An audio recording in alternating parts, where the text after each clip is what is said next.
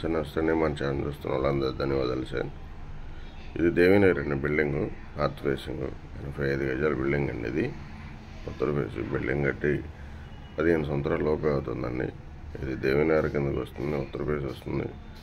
Approach road వచ్చి మనకు 15 అడుగులు కానీ 18 అడుగుల రోడ్ మాత్రమే ఉంటుందండి. మీరు చూసుకోవచ్చు.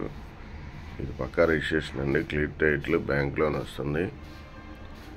కస్టమర్ వచ్చేసి మనకు 47 లక్షలు చెప్తున్నారండి. రేట్ అయితే ఫైనల్ కాదు, మనం మాట్లాడుకోవచ్చు.